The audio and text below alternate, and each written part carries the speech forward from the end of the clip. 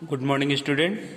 अभ्यास 10C का सवाल नंबर लास्ट बताने जा रहे हैं। आकृति 10.25 में समलंब PQRS में कोण P और S के मान ज्ञात कीजिए। तो हम इसको हल कर रहे हैं चतुर्भुज PQRS में। ये आपका चतुर्भुज है PQRS, ठीक है। तो इसमें P कोण P प्लस कोण Q बराबर 180 अंश। जब समलंब की बात करेगा तो P और Q इन दोनों के कोणों का योग 180 अंश होता है। क्यों? क्योंकि इनके कोणों का योग संपूरक होता है। इनके कोणों का योग कितना होता है? संपूरक होता है, इसलिए 180 अंश होता है। तो हमको इसमें क्या कोण Q पता है कि 40 है, कोण P नहीं पता है, तो हम Q का मान Q की जगह रखते हैं 40। 40 आपका प्लस में है, उस पास जाएगा माइनस में हो जाएगा। तो कोण P बराबर 180 माइनस 40 घटा देंगे तो 140 आपका आंसर आ जाएगा। इसी तरीके से हम S का मान निकालेंगे। कोण S प्लस R बराबर 180, तो R का मान हमको 60 दिया हुआ है, तो R की जगह पे हम 60 रखते हैं और ये प्लस में है, बराबर के इस पार जाएगा तो माइनस में हो जाएगा। कोण S बराबर 180 माइनस 60, तो घटा देंगे तो आपका आ जाएगा 120। ये आपका आंसर हो गया। अब अगला अभ्यास आपको बताने जाना है, अभ्यास 10D का सवाल नंबर फर्स्ट। आकृति 10.30 में ABCD एक समांतर चतुर्भुज है। वे प्रतिबंध बताइए, जबकि यह पहला है समांतर चतुर्भुज होगा, दूसरा है आयत होगा और वर्ग होगा।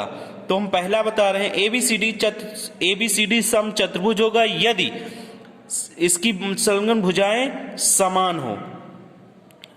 उसके बाद दूसरा प्रतिबंध क्या? आयत होगा। तो इसमें हम आयत के लिए तो लिख सकते हैं ABCD आयत होगा यदि प्रत्येक कोण 90 अंश हो। और तीसरा प्रतिबंध वर्ग के लिए है ABCD वर्ग होगा यदि प्रत्येक कोण 90 तथा संलग्न भुजाएं बराबर हो।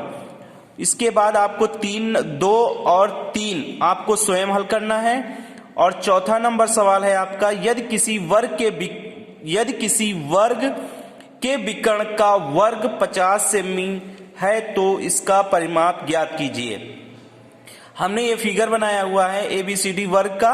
उसके बाद आप BC जो हमारा है ये हमारा वर्ग है और विकर्ण है। BC हमारा क्या है? विकर्ण है।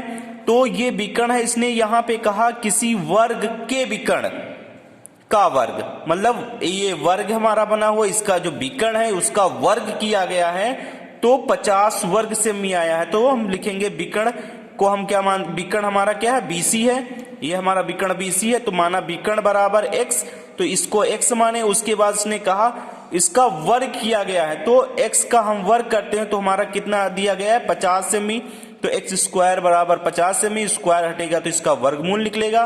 तो x बराबर √50। 50 को हम गुणनखंड करते हैं तो 25 गुणे, तो इस तरीके से करना है कि एक हमारी संख्या वर्गमूल, क्योंकि 50 का वर्गमूल नहीं निकाला जा सकता, इसलिए हमने इसको गुणनखंड किया तो 25 गुणे 2 हुआ।